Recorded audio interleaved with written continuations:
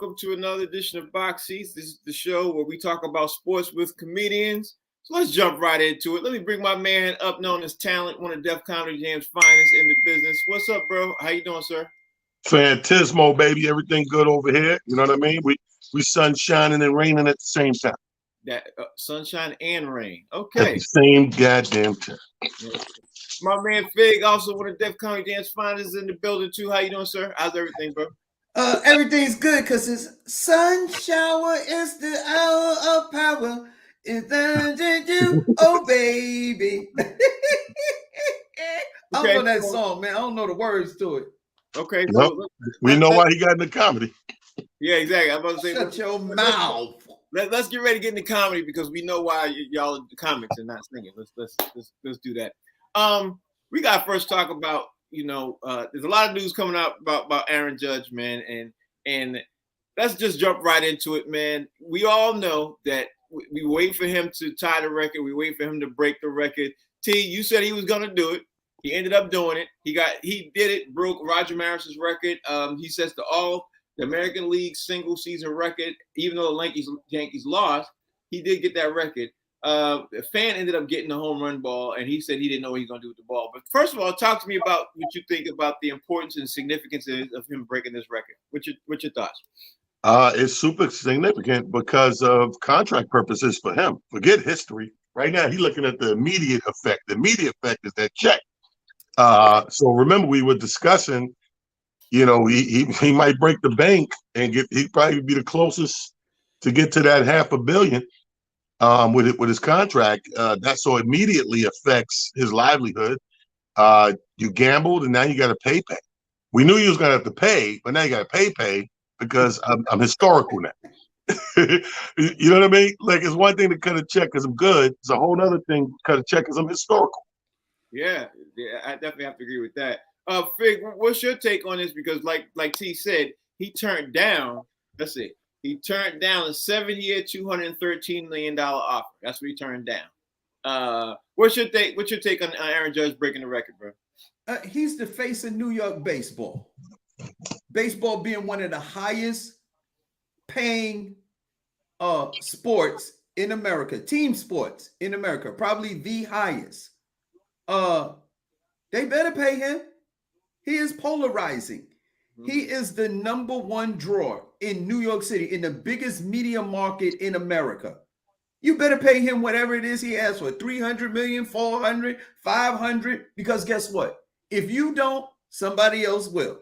So you be sending your star off to another team like other teams used to send to the Yankees back in the day. Yankees, Steinbrenner would pay anybody. I don't care who you are. You good? Steinbrenner said, send him over here. We got plenty of money. You better pay Aaron Judge. Yeah, so you think they're gonna pay him? You going on record? They better. If they don't, they stupid. T, do you think they're gonna pay him? You think they're gonna pay him? Oh, absolutely, they're gonna pay him. Absolutely. Here's the thing, man. Let's all be clear with money and negotiations. You ain't a good business person if you don't try. So they tried. They tried them with the 7-year, two something. They already knew they were taking a gamble. That's why I said it's a hell of a gamble to take.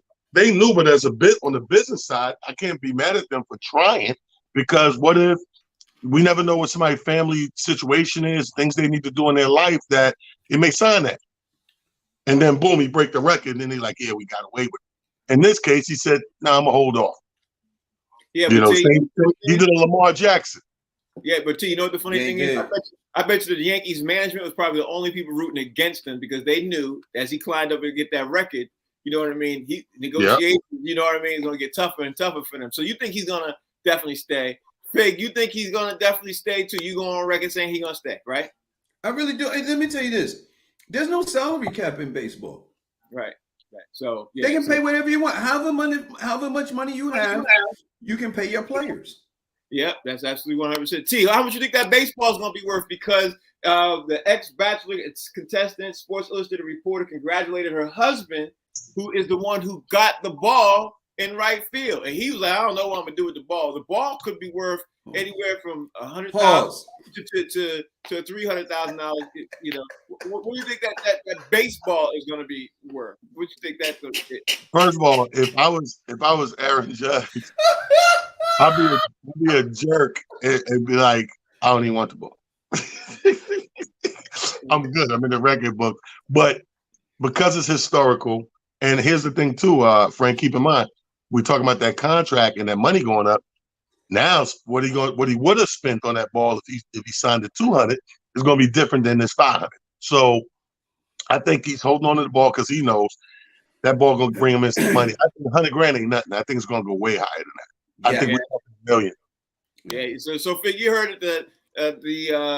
The lady who is a Sports Illustrated reporter, she congratulated her husband. He caught the baseball, and he's obviously returned the baseball and everything else. I think Aaron Judge ended up giving the ball to his mother and everything else. What do you think the baseball is going to bring in? Because honestly, baseball experts are saying that this is the most legitimate record because he has not tested for steroids at all. They're saying this is the record that's officially broke. Millions. Yeah. Because it's first off, it's a piece of history. It's a legitimate record.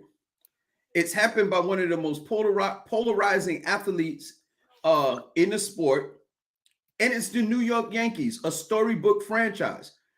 Every time I added another piece to that puzzle, the price just kept going up and up and up. What is this thing going to be worth? Not today. What is going to be worth 5 years, 10 years from now? This changes this one ball. Pause. It could change the whole trajectory of your entire family. This guy said his kids to college, whatever. There's so much amount of money that could be attached to this one piece of sports memorabilia, which we know is extremely valuable. I think Michael Jordan somebody just bought a jersey or something like that for some odd millions of dollars from Michael Jordan, and he ain't played in 30 years? Yeah, try to tell you. It's insane. The money is insane. So T, let's keep it moving before we jump and talk about the NBA preseason last night. I gotta talk about this. I gotta mention this one thing, man. French basketball star Victor Wembanyama, and Scoot Henderson ended up playing in the G League last night. They squared off. They're the number 1 and 2 matchup of the draft process. But here, this Victor Wembanyama, he's French. He's 7'3". Some people got him at 7'4". His wingspan is the longest recorded and everything else. People are saying he's definitely predicted the number 1 draft pick, but they also saying that he is the most touted person coming out since LeBron. This dude last night scored 37 points and hit 7 3-pointers and 5 blocks in 32 minutes. Again, 37 points, 7 3-pointers, 5 blocks in 32 minutes, T. That's what he did. And he's 7'4". Let's make sure we say that. Well, you're right. Different people got him at different sizes. Today I heard 7'5", 8 foot wingspan. Yeah. The kids. I watched them the highlights this morning, and the kid is good because the skill level he has at basketball to be that tall. He only got one problem, which most of those cats do when they're young coming to the league, is they got to put some weight on. One thing I heard Stephen A. say that, I don't usually agree with him on a lot of stuff, but he said one thing that's true is, factual, actual. He said the problem with skinny guys when they come into the league, you get up against these grown men that've been there, and because they can't match your skill level, they're going to put body on you, and they're going to put that weight on you, and that's where the weight comes in. Even Jordan, as great as he was, got to a point where he said, you know what, I need to bulk up to beat the old resentful guys. They can't match my skill set, but they bang me up. I can't get to the skill set. So this guy is skillful, Frank. He's tall. I'm watching the dude, man. This dude hit 7 threes in that game. Yeah, sure did. He hit 7 threes in the game from a 7'5", and I'm looking at him. This is all form. It ain't that, how we see these big men today run up to the top and spot up. No, this is all form. This is all straight shooter form in the corners and the top. He hit from everywhere in the key. But I think this dude is definitely gonna go number one. And he is another guy. I think a guard. His team is dope too. They were talking about in that game, and the dude said the funniest thing. The guy we're talking about, he goes, yeah, he's really good. He said, if I've never been born, he'd probably be number one. Yeah. They said, what do you think about it? He said, he's really good. Like, I mean, really good. Like, if I was never born, he'd be number one. All right, let me ask you this. Do you think that there will be several NBA teams who definitely tank to get this kid, to put him in it, if they realize mid-season that they're not going to make the playoffs? Do you think they'll go on an all-star opposite run to tank to get this kid? Because literally people are saying he's, like I said, highest touted kid coming out since LeBron. Well, not really. I think what's going to happen, what always happens, if you pay attention coming up on big drafts, the only people who can tank are the people who are already stinking it up. Mm-hmm. So it doesn't look obvious. Like if you're a bad team or you're at the bottom of the totem in rankings, then yeah, you're going to try to stink it up even more to get them. Like you can't be a top team on either side, east or west, and then just tank because it's obvious. And I'm guarantee you, that's where the league will step in and you'll start getting all these rule changes and stuff you can and can't do. And people, pay the price for that. But I think people that are already on a team that's either mediocre or bad, absolutely, they'll take. All right, so Fig, let me bring you up here. Like I said, this kid is coming out. He's 7'4". Some people saying he's 7'5". He's listed officially at 7'3". 37 points, 7 3-pointers, 5 blocks, 32 minutes. French kid coming out. What's your take when you hear this kid coming out? He's barely 18, and highest touted kid since LeBron. What's your take when you hear stats like that in the G League? No less. Frank, how tall are you? 6'2". 6'2". So he's a foot taller than you. I think you need to check your DNA, Frank, because he looks a lot like you. This might be one of your long lost children from back in the day. You trying to get me divorced? Listen, if with the amount of money that he's gonna make, your wife will stay. Let me tell you something. I think his name is Wham Bam Thank You Ma'am Yama. Mm-hmm. This kid, I watched some of the videotape on this kid. He was absolutely amazing, man. And it's not just dunking the ball, like you said. This kid has skill. He can really knock down 3-pointers from everywhere on the court, blocking shots. Now, the one drawback to this kid is that he is slender. I mean, but that's generally the what 18-year-olds look like that are extremely tall. They're really slender, and then they fill out later, a la Kevin Durant, Dirk Nowitzki, Porzingis. All of these kids were slender, you know what I mean? And then they bulk up later. The one thing that I push back on is that trying to bang on this kid will only work if he stays in the paint. But if he plays a lot of his game on the outside, and like if I was his coach, I wouldn't play him as a center. I'd play him as a forward and let him play on the wings and have somebody else as my center until he bulks up and get his man body. Because right now he still has a young man body, and when he doesn't have his full size yet. And I'd let him just be a perimeter player until he bulks up, until he puts some weight on. Well, I gotta honestly say, the game has changed, Fig, so I agree with you. I don't think he played center anyway. I think they'd be too scared for major injury, anything else. You know what I mean? I don't think they would do that anyway because, you get this guy, you don't want him to go be out for a season or two because he got some kind of injury. My man Mike Sean is in the building too. Mike, what's up? Yes, sir. How you doing, Mike? What's good, fellas? How's everything going?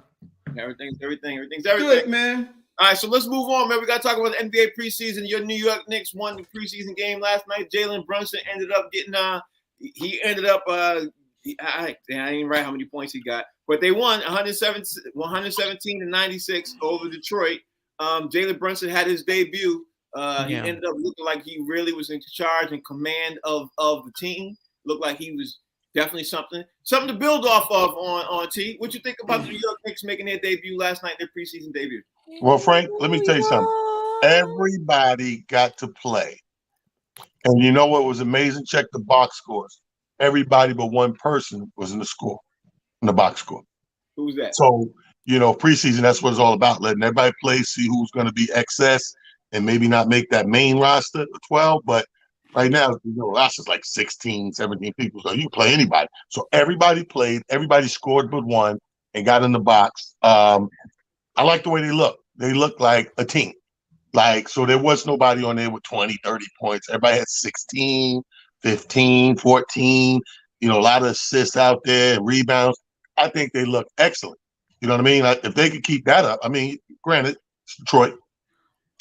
But if they could keep that up, you know what I'm saying? If they could keep that up when they play real contenders, I liked it. Because Brunson is doing exactly what we expected him to do. Come out there, control the floor, control the pace, and all that sporadic stuff we watched in the last 2 seasons, and people just trying to create and be magicians on the floor. All that's gone. You got a floor general coming up, setting it up, calling the plays, and getting everybody involved. I loved it. I thank you all are watching Box Seats, the show where we talk about sports with comedians. They give us their opinion.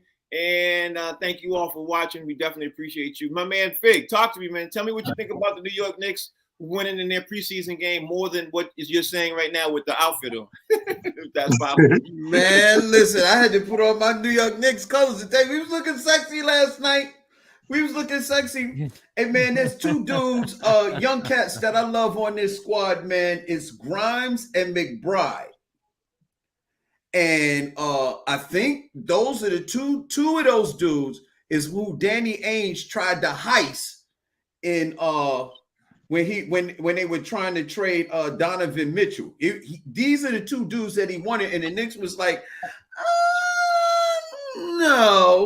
no, because these dudes play defense, hard-nosed defense, like you seen back in the old days. Like they can pick you up full court and really lock down, and they can shoot the 3 at a nice clip. And man, the Knicks look good, and I posted it last night, and I'm gonna say it here on national TV. I want everybody to know the Knicks are going to the finals. I've said it. That's it. The Knicks are going to the finals. Thank you for that. I appreciate you saying that. Yes. And I appreciate you putting on the record that the Knicks are going to beat the Celtics, the Bucks, the Bulls, the who else is there? Who else did I forget? They're coming out of the East. Celtics, the Bucks. Oh, the Heat. The 76ers. Yeah, but Frank. I appreciate you saying all that. I said the Knicks are going to the finals. Now, whether they're going to play in the finals is something totally different. I said they're going. They say nothing about playing. They're going to get some tickets, and they're going to show up like the Dallas Cowboys do at the Super Bowl. Okay. All right. So, Mike Shaw, man, what's your take on the New York Knicks winning their preseason game and the debut of Jalen Brunson? You see a lot of promise for the Knicks? What you say? I see promise. I see playoffs. I don't see the finals. And I'm working with Fig. I'm sitting like, trust me, I want them in the NBA finals in the worst way. But no, I don't see finals. But I see them making a deep pause NBA run in the playoffs. And I think Jalen Brunson is doing what we thought he could do. Like, we have a point guard now. Yes. We have a point guard that can literally run the floor, that can do everything. So when Derrick Rose comes off the bench, he doesn't have to be the person that's leading things. And that's a fantastic thing for New York. Now, dude, honestly, once again, in New York, there's only one team, the Knicks, because I think they're going to be a better team than the Brooklyn Nets. Mm-hmm. So I see progress, and I'm glad they haven't made any rash decisions that change everything, that turns everything all over. But Jalen Brunson was a tremendous pickup. I agree with that. In other basketball news last night, man, I watched the game that Zion Williamson was playing with the Pelicans as they were playing against the Bulls last night, man. And I want you, before you tell me your thoughts, I'm going to say this. It was great to see Zion out there. It seemed like he wasn't back to full speed, but he did seem scary. I gotta say that for the record. It seems scary. The Pelicans seem scary. Are we overlooking the Pelicans now that Zion and Williamson is back, man? And what was your take after you saw? I don't know if you saw the game, or you saw the highlights. What's your take on Zion Williamson being back, making his debut last night? I thought he was dope. My only concern with Zion is no matter how dope he is, we still got the issue of 82 games. Exactly. That's the problem with Zion. I mean, Zion's skill and all that has never really been in question. He just came in and became Anthony Davis real quick. Mm-hmm. You know what I mean? He came in and was injured real quick, and I don't know if the floor don't like him. I don't know if the sneakers don't like him. I don't know if the rim don't like him. Somebody don't like him. We've been watching basketball for 50 years, right? Never has a sneaker blown up. That's true. Right. It's not normal. Right. Somebody don't like this guy. It could have been the force, though, T. It could have been the force that he put in, and the sneakers ain't made for that force he had. You know what I mean? Nah, you can't say that, Frank. It's been bigger, stronger dudes running up and down the court than Zion in the tenure of the league. And nothing ever blew up. I don't know. Who do you think that was bigger and stronger than Zion? Hold on, Mike. Hello, Shaq, Negro. What happens if he's bigger and he's stronger than everything? Facts on facts. Mike jumped out there. What'd you say, Frank? I said, what happens if he's stronger than what we thought? What happens if he is the guy? Well, no, he's strong, bro. I'm not taking nothing away from his strength, though. What I'm saying to you, Frank, is even young Shaq and big heavy Shaq at the end, they never blew up a sneaker. That's true. So it can't just be because you're strong. You know, obviously, you know, they're going to point to a malfunction in said sneaker or whatever the case may be.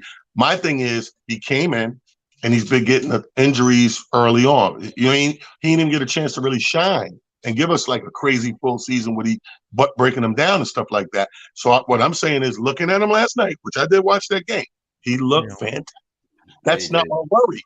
He's already shown me those skills when I watched him coming out of school to come into the league. The problem is the duration of the season.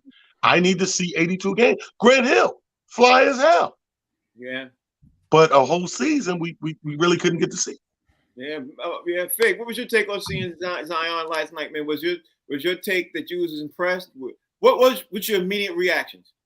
I thought the kid was extremely impressive, man.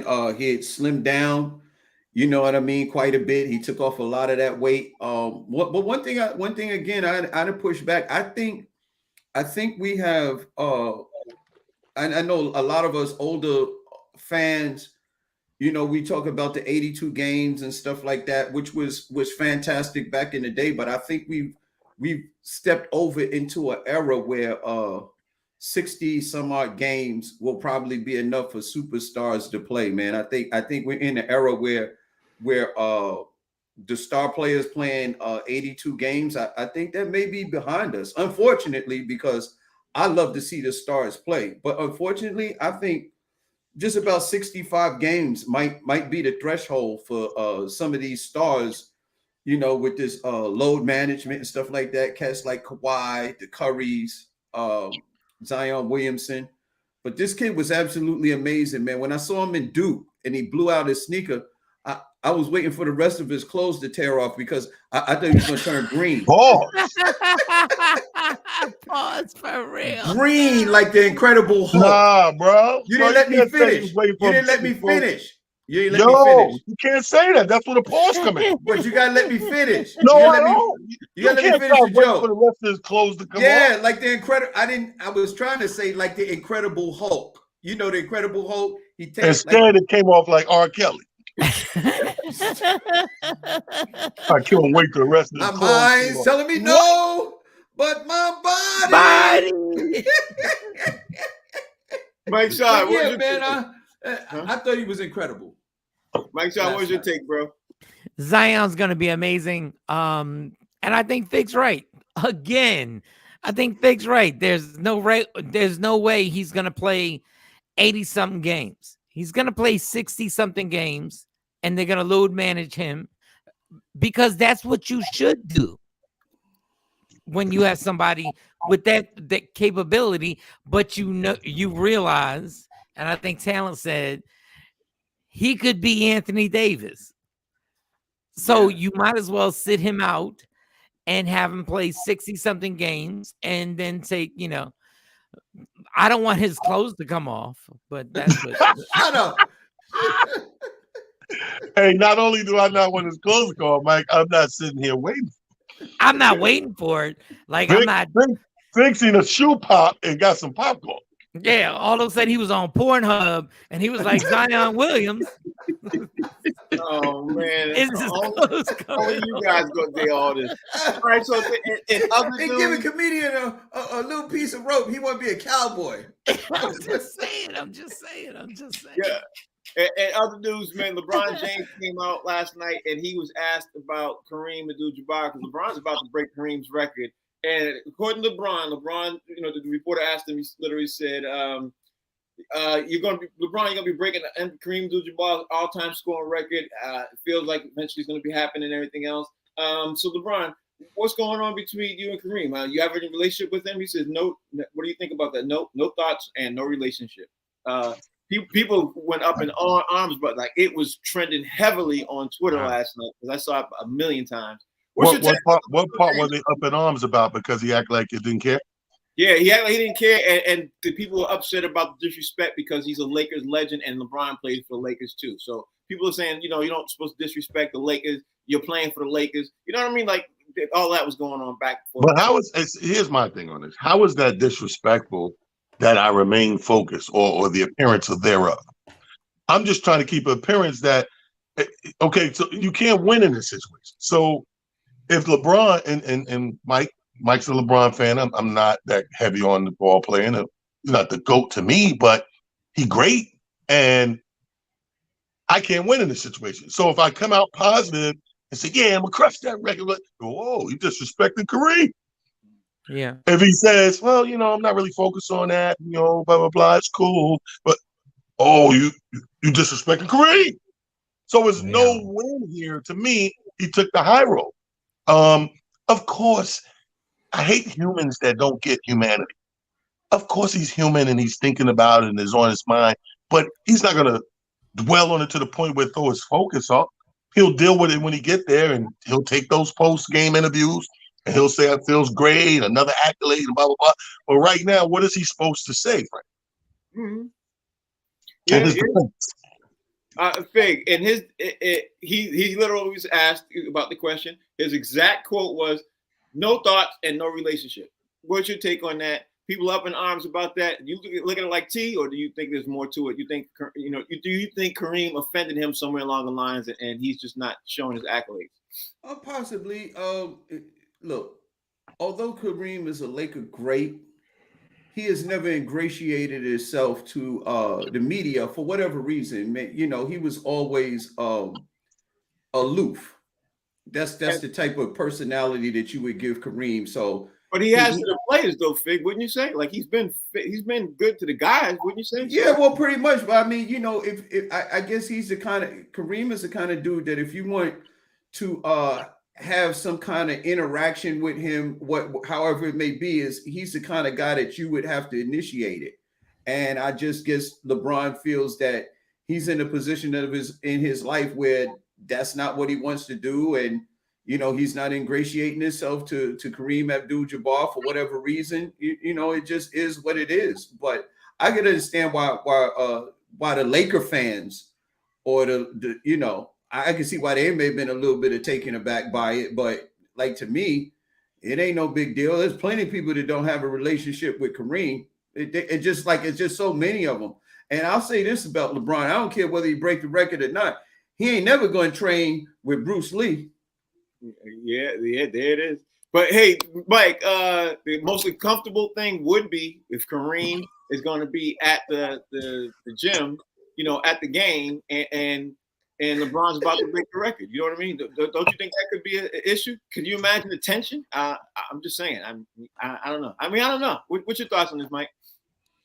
I don't know what side to take on this because I get Kareem disrespect because he hasn't been respected for what he did in the NBA. So I get he's upset. He won't say it. I guess he kind of has said how much he thinks he's the best player that ever played.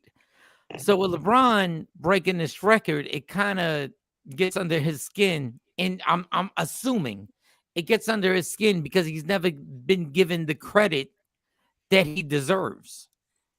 Like, he has the MVPs, he has the championships, he has the college career, and he's never been given the credit by us, like everybody in these squares. He's never been given the credit as the GOAT.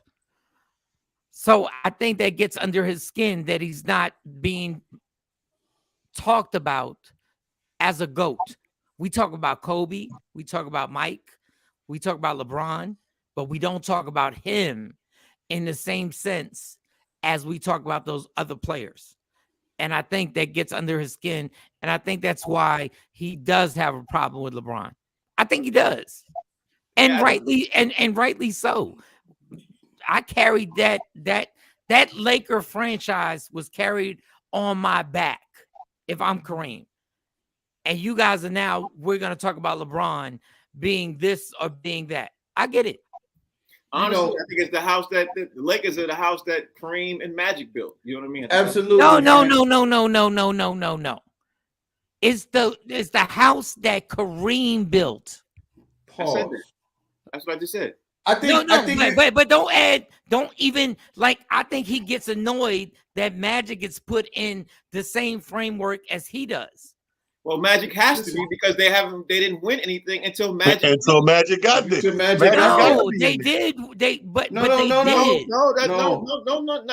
about it. When Magic came, that's when they started winning. That's not when the championship. Kareem didn't get nothing without Magic. And Magic didn't get nothing without Kareem. That's why Kareem was already there. What I'm saying is that he came from Milwaukee and went there and changed the whole culture of the team. No, he did not. Hey, hold on. May I? Listen, Kareem got one championship in Milwaukee. When he went to Los Angeles, they were losing.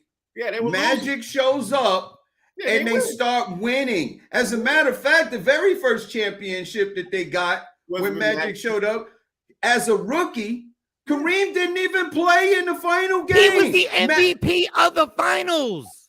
Magic No. Magic was given the award, but the guy who dictated everything that went on was Kareem. Magic won the last game in Philadelphia with Kareem not even playing. And Kareem is sitting there going like, I'm the one who led the team during the entire season. I'm the one who led the team to go to that Game 7. Again, the statement made, Mike. The statement was made. The house that Magic and Kareem built. I'm not going to argue semantics here there because that was the statement that was made. Because at the end of the day, it ain't either or. It's both. So yeah, it was both of them. But if I'm Kareem, I'm thinking I'm the one who created it. That's all I'm saying.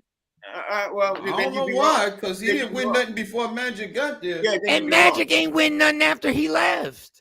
Because they were there together his whole career. And when he left, Magic never won enough. I want to keep it going back and forth with this. I'm gonna have to mute for a second. Like T, talk to me, man. Tom Brady officially got divorced yesterday. It was announced literally right after we got off the air. You tell me what your thoughts are right now about how the Tampa Bay Buccaneers, because we got to move on. Tampa Bay Buccaneers are going to literally figure out what they're going to do when you know Tom Brady. He didn't even play that good at the end of the game, and now he took some time off during the preseason, everything else. So people sitting there saying maybe that's the reason why he took the time off. That's the reason why he hasn't been playing that well. Just looking for other reasons. And what's your thoughts about hearing this news about Tom Brady getting a divorce during the season? And do you think it'll affect the Bucs? Well, Antonio Brown's happy. Oh, that's cool. Wow.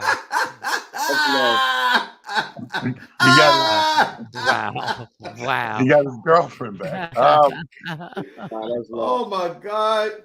This is crazy, bro. But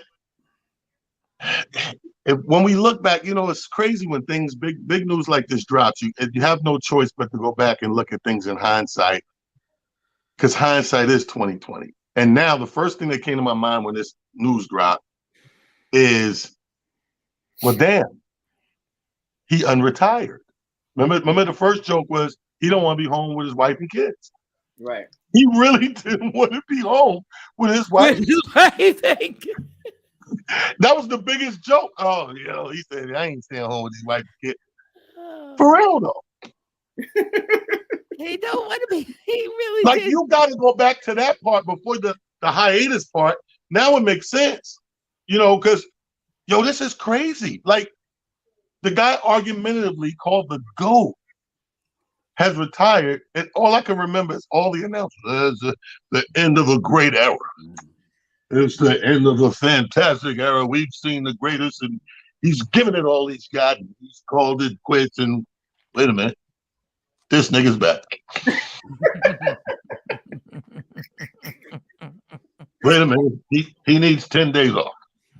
Wait a minute. Is that Antonio Brown in a restaurant with Giselle? Is that true? Hey. And then boom, bruh. First of all, that changes my bet for the weekend. I'm gonna go ahead and grab the underdog on that because they was given 10 points, and I was like, "Oh, this is gonna be easy," but not with a divorce. I'm gonna tell you right now. What if right before tip off, he get that call from the lawyer? She won all the houses. Then they go,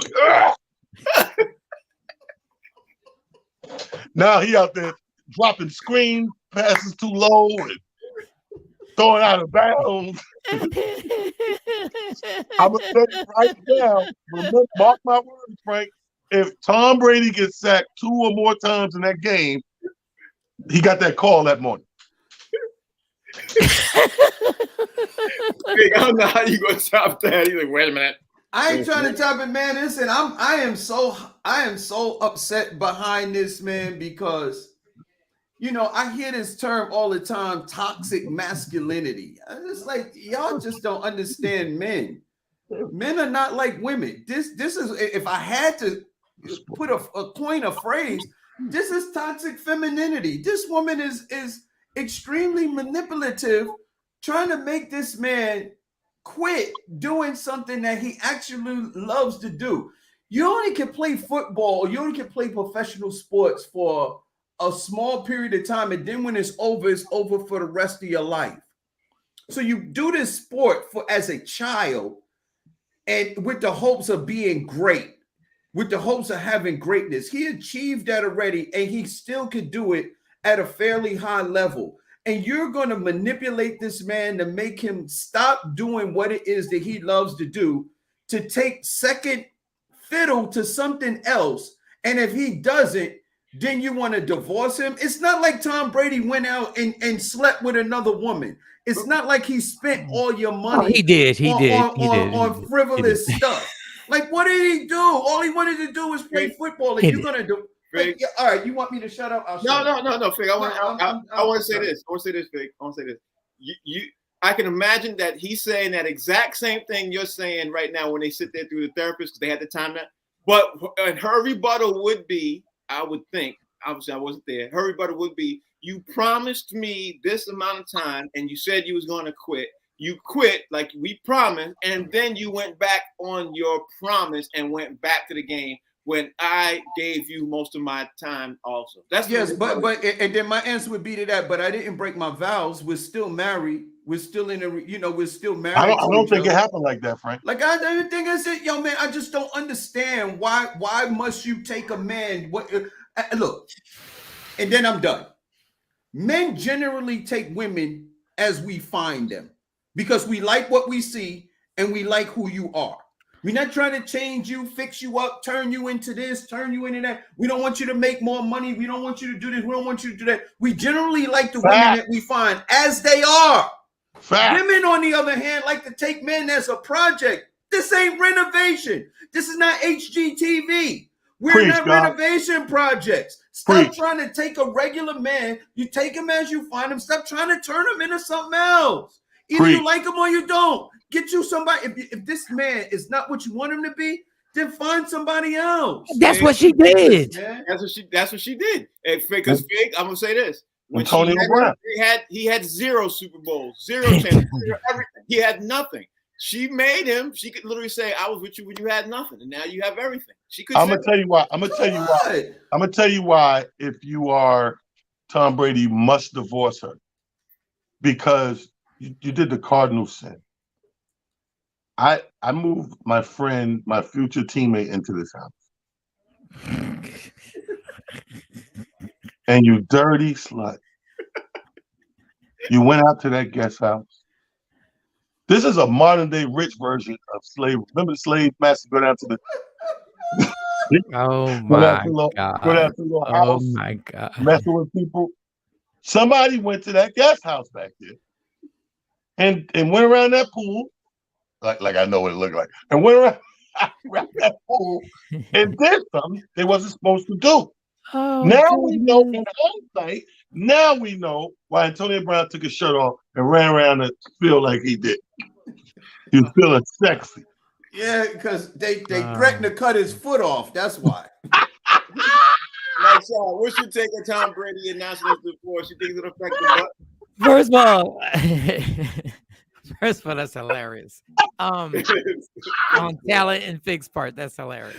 But Tom Brady didn't announce a divorce. His wife announced the divorce. She got tired of him saying, I'm doing this, but then I'm going to do that. Because that's what we do as guys. We say we're going to do this, and then we don't do this. And she announced divorce. She announced the fact that she makes more money than him. And she was like, I'm done with this. You said I'm warning. And she's basically warning him, you're taking it too far with this NFL thing. This NFL thing. Like she's sitting there going like, at some point you're gonna get hurt, and I'm gonna have to take care of you. And she's like, no, I'm not. Like she's calling basically, and I know you don't want to edit stuff. She's calling Tom Brady on his bullshit. Right. That's what she's doing. And guys don't like when they get called on it. When I told you this is my last year, and then the next year is like, this is my last year. Listen, then the next year, then the next year is like, this is my last year. And she's like, all I'm saying, Mike, is I'm not gonna be feeding you Insure. Like, but Mike, why did she retain Antonio Brown's lawyer? That's a dead giveaway. Hold on. But I'll give you a reason for that. That was Tom Brady's fault. I will never bring a dude in my house to ever live. I don't care if my mansion is 55,000 square feet. But what if it was a setup? So Tom Brady played himself again. I think it might have been a setup. See, I'm a conspiracy dude. What if it was a setup?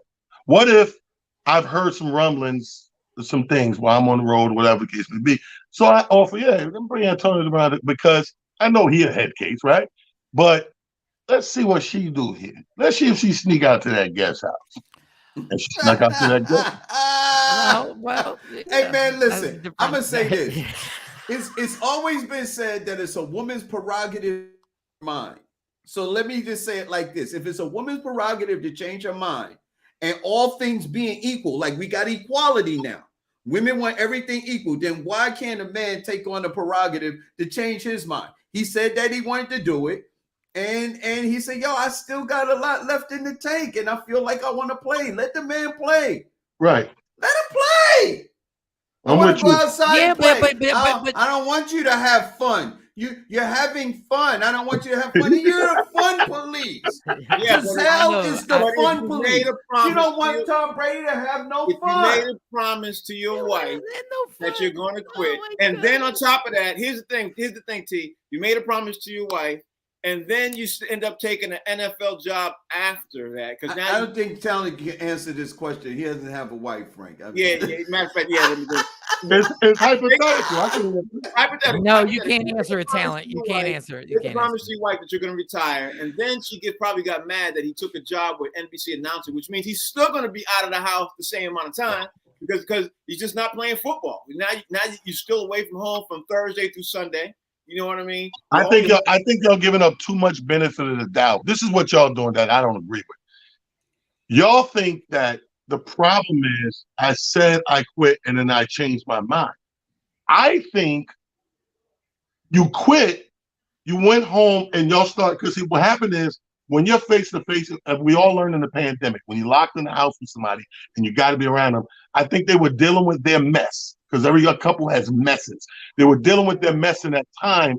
And in that few weeks' time is what made him come back. I don't think it was, I changed my mind and now we're arguing. I think they already had issues and was handling that. It didn't go nowhere. And he knew. So what we do as artists and athletes and entertainers, we go on the road. We go back to work because home is too much for me right now. Yeah. So I'm going on the road. I'm overbooking. I'm bouncing around because as long as I'm moving, I'm coping and dealing with it, and I'm functioning as an adult, as a citizen or a human. That's the only way I can function. He can't function sitting in that house if the shit's hitting the fan and they're going at it. He knew he got to a point like, you know what? We kind of at the end of our rope. So in the meantime, so I don't lose my joint, I think I'm gonna retire and go play another year or two or whatever, and let this thing. He knew this was coming. I don't think this happened because he went back. Yo, tell it.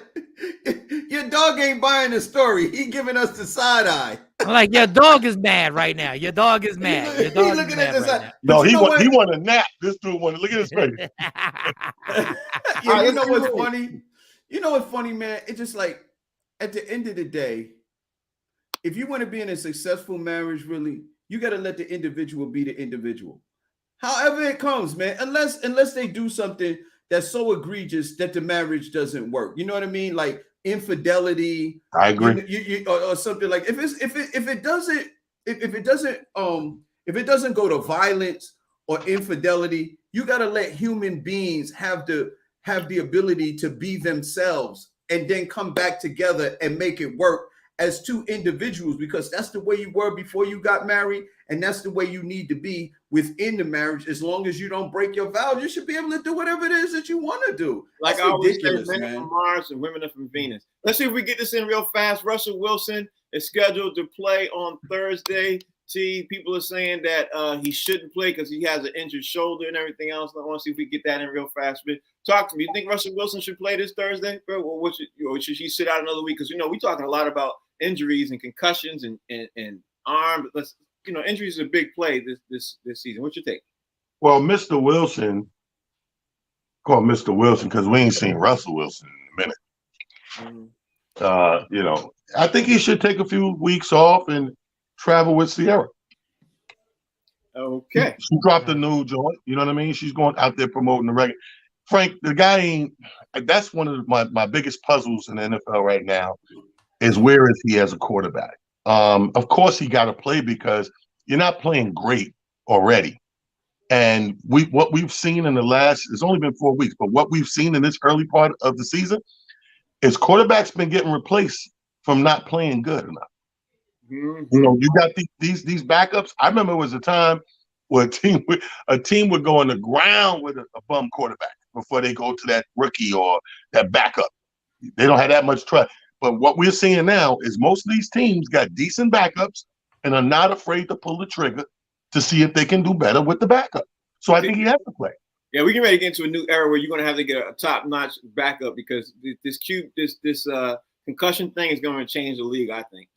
Fig, real fast. Also looks like that Jonathan Taylor, the leading running back for the Colts, because the Broncos are playing the Colts, he's going to be out too because it looks like he's hurt too.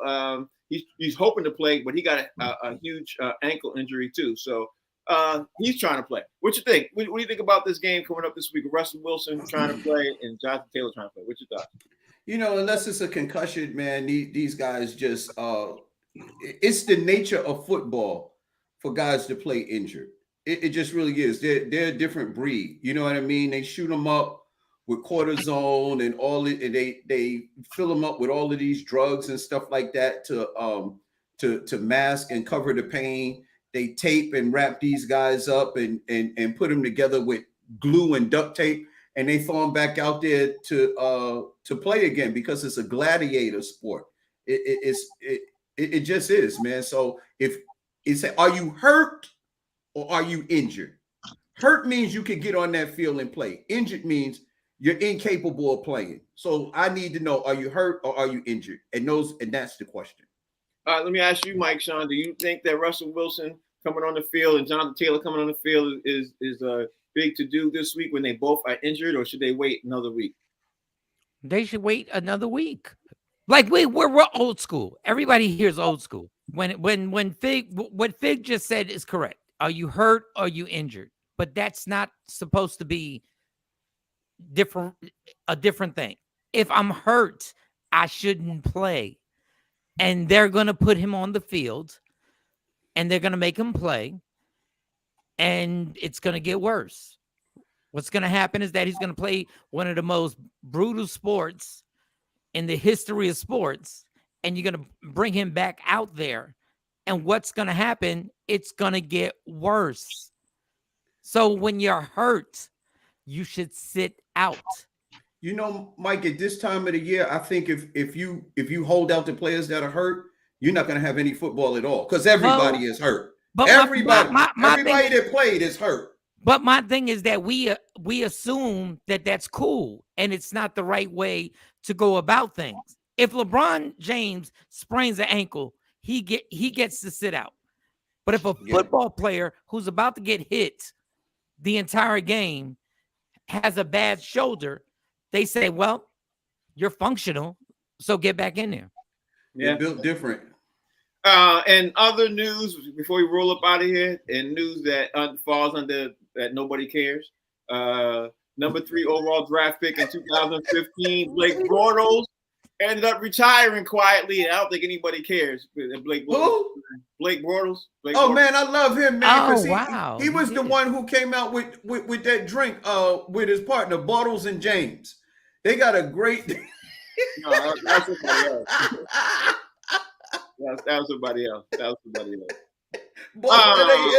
But shout to them.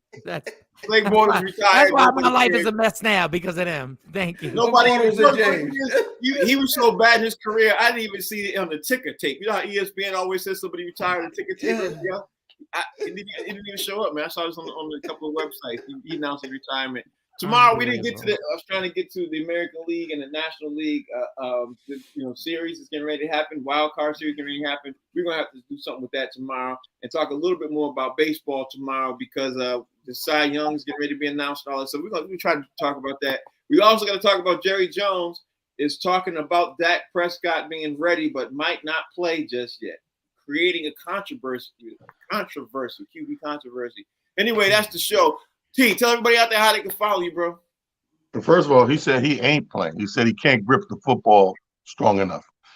Jerry Jones' words. He said he can hold the football, but he can't grip it enough that he trusts to play. So he don't look for him to be playing. You can find me out in Dallas, starting for the Dallas Cowboys this Sunday, putting it down at quarterback. You can catch that's Sunday, but before that, Friday and Saturday, catch me and Antonio Brown chopping it up on our new podcast, The Guest House. Hey T, would you stop at Dallas if somebody said, "Yo, I'll give you $100,000 right now"? You go out there and stop at the Dallas Cowboys. Nah, I wouldn't do it. Not $100,000. Nah, hell no. You got to start talking that M word before I suit up and bust my body up. I work hard on not busting this body. Man, you bust your body up. You forget I do these charities for these guys. Yeah. When I see all these Hall of Famers come through, the first thing you go, damn, can't even walk. Really? Yeah, it's bad, man. When you football, even basketball, the wear and tear for so long. I made that decision early, brother. You know where you can find me? Not on any court or any field. You can find me on Instagram. Talent the comedian. I've never gotten injured on Instagram yet. Talent got the quote of the day, so wait a minute. This nigger's back. You got the quote of the day. Don't tell us you got to edit something, Frank. Don't ever say you got to edit. The end of an era. Don't you hate that when they hype it up? Huh? It was hilarious. Don't you hate when they hype it up? The end of an era. They was hyping it up. They was playing all Brady highlights, Super Bowls, everything. 2 weeks later, like, this nigga here. Is he suiting up? I might have to keep that in because it was so funny. I might have to keep that in. Hilarious. Hey, talk to me, bro. Tell me how they can follow you. Yo, you can follow me at Tom Brady's song. What do you want me to do? I'm sorry. I'm back.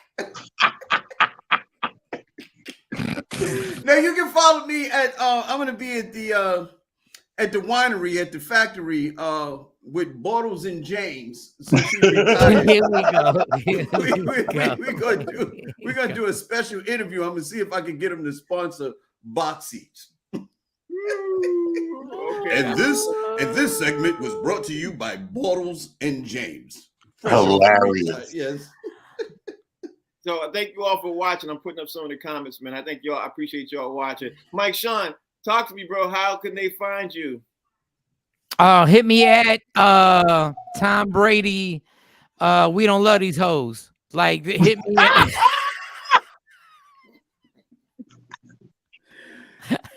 Yo. because you can't trust them. Like, really? Brady don't allow nobody in his house. You can't trust him. You can't trust them. Yo. You gonna tell me I put one of my dudes in the house and you go to the guest, you go to the pool house? Hilarious. That's what you do? That's all I'm gonna tell y'all is this: Tom Brady's DMs are about to be full. About to be. They're already full. They full now. They full Very now. full. And hold up, and Tom Brady, like, if you don't fight Antonio Brown, like, if y'all don't get into a physical confrontation after what he said, I wouldn't fight him. The dude's crazy. Well, you don't fight crazy. But call Gronk and be like, Gronk, do me a favor, fight Antonio Brown. Gronk will be like, nah. I told you about her. That ninja crazy. Yeah, everybody will be like, we told you not to bring him in his house. We told you that from jump. Everybody know that. You don't do that. You know, so you don't do that. All right, y'all. Call OJ. That's the thing when you bring a gorilla in your house. Eventually, they're gonna throw a little doodoo. We out. The show's called Box Seats. We on 3 times a day. The next show is coming up at 7. After that, 11. It's on the Humor Mill app. Thank you all for watching. Thank you all for downloading the app. We appreciate y'all. Rodney Perry should be back. My man, Dave, the business bully, should be back next week too. Prayers go out to him. Yeah, prayers up for him and his family. That's Talent. That's Fig. That's Mike. We'll be back tomorrow. We got to see if we can squeeze in a little bit more baseball. Obviously, the playoffs is coming up, and we're going to talk about more preseason games because I think tomorrow is the Miami Heat game versus the Brooklyn Nets. We all going to be talking about that game too. So thank you all for watching. We appreciate y'all. We'll see y'all back again.